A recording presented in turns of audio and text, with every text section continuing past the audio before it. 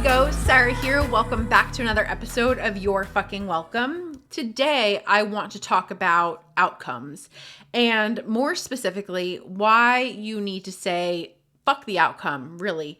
And I know you've heard this before. I know you've heard people say, detach from the outcome. And I know that I'm not talking to you about something that's revolutionary here necessarily, but I know that it didn't matter how many times I heard that in the past when it came to sales or when it came to, money, especially. I couldn't ever wrap my brain around what that actually meant, to forget about the outcome, to let go of the outcome, to detach from the outcome when I wanted the outcome so badly. Like I couldn't again wrap my brain around how you're trying to tell me that I have to let go of the money that I'm going to make when I need the money or I want the money so badly. I couldn't see the forest from the trees there. I couldn't kind of separate it all, and I couldn't look at it logically to actually get to where I wanted to be until I kind of made some shifts in perspective about this. And so I actually want to talk about this in a lot of different directions when it comes to life, but we'll start here with business, especially because I was having a conversation with a client about this last week, and she was saying, how she wanted to sell a certain program, make a certain amount of money, but couldn't really wrap her brain around what process she should go about when it came to goal setting, in the sense that, do we name an exact number? Do we not name an exact number? Do we get extreme about it, or do we just let whatever happen? And I always feel personally, especially when it comes to business and especially when it comes to sales, I always find that you want to be in the middle, essentially, in the middle when it comes to extreme sides of the spectrum. We don't want to be in this place where we haven't set a goal, where we're completely apathetic to what happens. And I don't care how many sales I get, whatever happens, happens. But we also don't want to be on the other extreme side of that we have a specific number in mind and it has to happen, and we act as though we're going to die if we don't get that exact number. Because if I just find that if we're on the first side of things and we don't have a target that we're trying to hit, it's that much harder to hit it. It's harder to measure momentum when we don't know what we're actually measuring momentum for, right? We're not actually leading towards something purposeful. And so that's when I feel like it's this vibe of like hands in the air, whatever happens, happens. And then I feel like the belief isn't there. We're not as on board with what it is that we actually want. And in my experience, in my opinion, we're that much less likely, essentially, to take the steps accordingly to make it actually happen. And that's when, again, in my experience, in my opinion, we wind up with results that are far less than what we would ideally want if we allowed ourselves to really go there. On the opposite side, though, I know that so many people create goals for themselves, whether it's the amount of people into the offer or whether it's the amount of money that they want to make. And all of a sudden, they've declared this thing for themselves. Sometimes they declare it to the world, and all of a sudden there's so much pressure on them and it becomes this thing that they have to do. It feels forced. It feels heavy. It feels like, again, this kind of mountain to climb up, this thing that has to happen, instead of allowing themselves to actually operate from this place of fun and excitement, and you just actually operating, again, the way that you want to in order to sell your stuff. And I want to say this again. If I had heard that years ago, I would have been like, fuck you. Like, what do you mean just have fun and like not worry about the money that you make? Like, I need to pay the bills. Like, what do you mean? And again, it was so hard for me to wrap my brain around a long time ago. But the shift here, is, and again, if we're especially talking about business in this moment, the shift needs to be you operating from a place of purpose always. You operating from a place of purpose always, because you wanting to make, let's just say, $20,000 by selling, $21,000 things, and you are just forcing the price point of $1,000. You're forcing every single thing that you're doing, the offer itself, as well as the marketing of that offer. You're forcing it because you are so obsessed with making $20,000. That, again, in my experience, in my opinion, that's when you wind up being in a situation where it feels so forced, it feels so heavy. So you're putting all this pressure on yourself and you're making yourself unhappy in the process. And people can feel essentially that you're not doing it in this excited energy. You're trying to, again, force it to make it happen, and something just wonky happens. Whereas when I allow myself to get really, really, really, really, really anchored in what it is that I'm doing, and I operate from this place of, I'm going to create the world's greatest thing, and I'm going to focus on the fact that I know that 20 people need this. 20 people need to be shaken and made to understand the things that I know, the things that I've learned, the things that I've created, the things that I've implemented when it comes to my business. And I just want to take that girl who is struggling the way that I was struggling then. And again, I want to shake her and make her understand this and make her see that there's a different way is possible, a different way is possible with the thing that I'm saying, with the thing that I'm offering. When I allow myself to get into that mode, that's when sales becomes so much more fun, because I'm able to have, again, fun with it. I'm able to show up and in this energy of like, how do I shake my people? How do I get this message out there into the world? Because I know it is needed and I know it's important and I know people need to hear it. And again, but my people feel that when it's coming from this place of purpose and passion, and they're that much more likely to actually buy. And so again, a hard thing I think to wrap your brain around sometimes is that doesn't mean then that we're operating from this place of the money doesn't matter. But it is a shift around, we're not going to lead with the money. We're not going to put the money first. We're not going to operate and show up because of the money.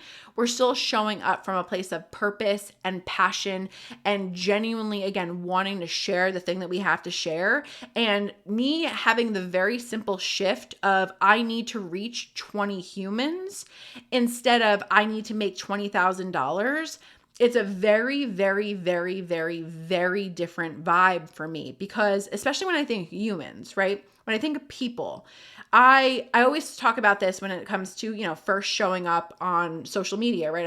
I've talked about the Tinkerbell effect, the way that, once you start showing up and once you start feeling those people clap for you, it makes you want to keep going. It makes you want to show up that much more, because you've got Jessica, you've got, Cindy, right? You've got Sarah jumping onto your videos, and it's not the situation where it's, oh, I don't know who I'm talking to here. You're getting to know names, you're getting to know faces, and those people are warming up to you, and there's an actual human connection, and you're changing that human's life. You're making them understand something. So when I think about it like that, and when I think about the fact that like, I need to reach people, I need to help an individual person with this, and I make that the goal, it again feels so much lighter and it feels so much more aligned and purposeful for me. And it always also gets me the outcome that I want. So it's really a win all around. And so part of, again, what I've been talking a lot about lately is all of this, but in not so much the business sense, right? Like talking about the fact that we can sit there and we can obsess over weight loss. We can obsess over the number on the scale. And what if instead the goal was just to feel good in your skin, right? Because if you prioritized, if you made it your goal, your mission to feel good, to feel comfortable, to feel like you love your body, number one, you're going to operate in a much lighter, happier energy. But also, it's going to be a situation where when you are loving your body and you are making it your priority to feel comfortable instead of focusing on the number on the scale, that's when you wind up treating your body even better, because you want to take that extra walk, or you don't want to eat the extra thing because you want to fit into the dress tomorrow, whatever it is. When we actually focus on, oh, I just want to feel good, I'm going to make it my priority to feel good. Again, we operate from such a lighter, cleaner energy. And then I find that the actions we therefore take align with it as well and wind up inadvertently getting us closer to the outcome. Same thing with dating, right? It was really funny to me because I went on a date a few weeks ago and I was talking about it with a couple different people. And I had a couple people say something to me along the lines of, because it didn't go that well, but I had a couple people say something to me along the lines of like, oh, well, like, don't worry, or, maybe that wasn't a love connection. I'm like, no.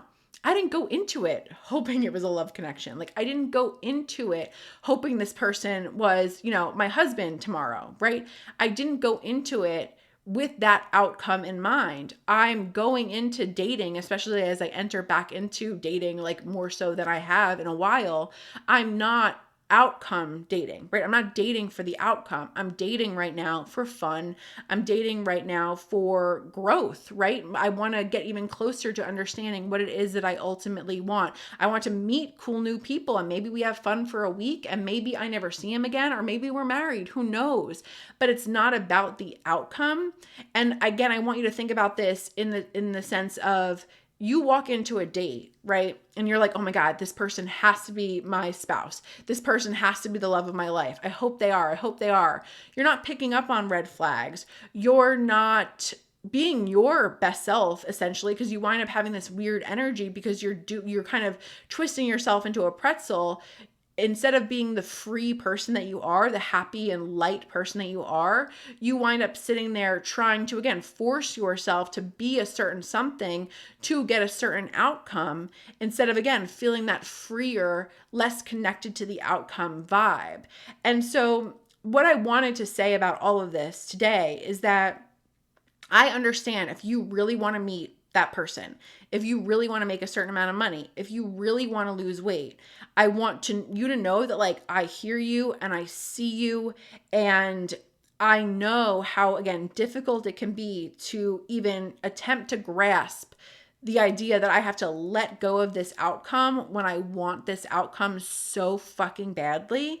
I trust me, please. I see you. I hear you. I really, really, really, really, really get it. But what I want to challenge you to do today is recognize where you've been probably doing something a certain way for a long time, and it's possible that it hasn't been working for you. As much as maybe you don't want to admit it, maybe it hasn't been working for you. And so what I mean by that is you have been obsessing over the money in your business and putting the money in your business first. And then meanwhile, you have to kind of admit to yourself that you're not making the money that you want. Or again, same thing with weight loss. You are sitting there obsessing about weight loss, putting yourself on this roller coaster of a cycle because you're so obsessed with making the outcome happen.